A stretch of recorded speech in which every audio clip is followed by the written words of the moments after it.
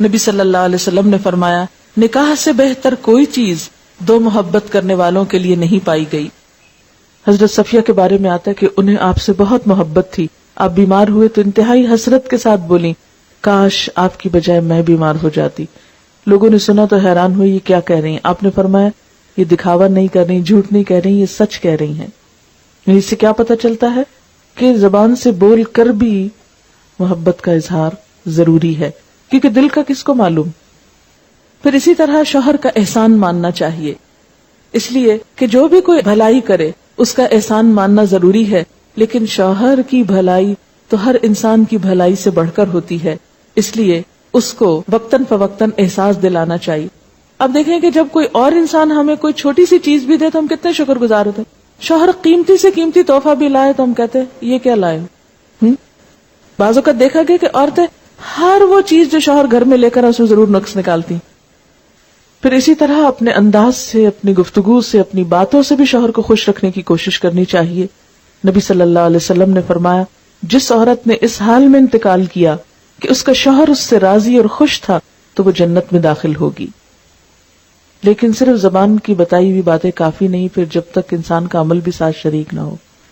شوہر کا احسان ماننا چاہیے, اس کی شکر گزاری کرنی چاہیے. حضرت اسماء کہتی ہیں کہ ایک بار نبی صلی اللہ علیہ وسلم میرے پاس سے گزرے, میں اپنی سہیلیوں کے ساتھ تھی, آپ نے ہمیں سلام کیا اور ارشاد فرمایا تم پر جن کا احسان ہے ان کی ناشکری سے بچو. تم میں سے ایک اپنے ماں باپ کے ہاں دنوں تک بن بیاہی بیٹھی رہتی, پھر خدا اس کو شوہر عطا فرماتا ہے, اولاد سے نوازتا ہے. ان تمام احسانات کے باوجود اگر کسی بات پر شوہر سے خفا ہوتی ہے تو کہہ اٹھتی ہے میں نے تو کبھی تمہاری طرف سے کوئی بھلائی دیکھی ہی نہیں. اکثر عورتیں یہ کہتی ہوئی سنائی دیتی اس گھر میں آ کے تو قسمت بھی پھوٹ گئی, کوئی خوشی نہیں دیکھی آج تک. حالانکہ ایسا نہیں ہوتا. مشکل یہ ہے کہ جب غم آتا ہے تو سب خوشیاں بھول جاتی ہیں. تو انسان کو عدل و انصاف سے کام لینا چاہیے اور ایسی بات زبان سے نہیں نکالنی چاہیے کہ جس سے ناشکری ٹپکتی ہو. نبی صلی اللہ علیہ وسلم نے فرمایا خدا قیامت کے روز اس عورت کی طرف نظر اٹھا کر نہ دیکھے گا جو شوہر کی ناشکری ہوگی, حالانکہ عورت کسی وقت بھی شوہر سے بے نیاز نہیں ہو سکتی. شوہر کی خدمت کر کے خوشی محسوس کرنی چاہیے. نبی صلی اللہ علیہ وسلم کے ساتھ حضرت عائشہ کا معاملہ یہ تھا کہ وہ آپ کے کپڑے دھوتی, سر میں تیل لگاتی, کبھی کنگھی بھی کر دیتی, خوشبو لگا دیتی. حالانکہ یہ کام شوہر اپنے خود بھی کر سکتا ہے, لیکن باہم تعلق کو خوشگوار بنانے کے لیے چھوٹے چھوٹے دوسرے کے کام کر دینا یہ ضروری ہے. اسی طرح شوہر کے گھر بار مال اسباب کی حفاظت بھی عورت کے ذمہ. شوہر تو باہر چلے جاتے ہیں, اس لیے گھر کی نگرانی عورت کی ذمہ داریوں میں سے ہے. آپ صلی اللہ علیہ وسلم نے فرمایا قریش کی عورتیں کیا ہی خوب عورتیں ہیں, بچوں پہ نہایت مہربان, شوہر کے گھر بار کی انتہائی حفاظت کرنے والی. یہ اچھی عورت کی خوبیاں ہیں. نبی صلی اللہ علیہ وسلم نے فرمایا مومن کے لیے خوف خدا کے بعد سب سے زیادہ مفید اور باعث خیر نعمت نیک بیوی ہے.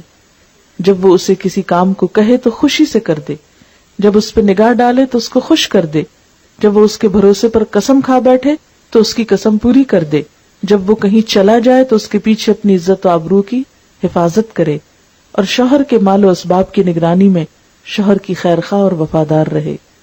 صفائی, سلیقہ, آرائش, زیبائش, زیب و زینت کا اہتمام شوہر کے لیے یہ بھی پسندیدہ ہے.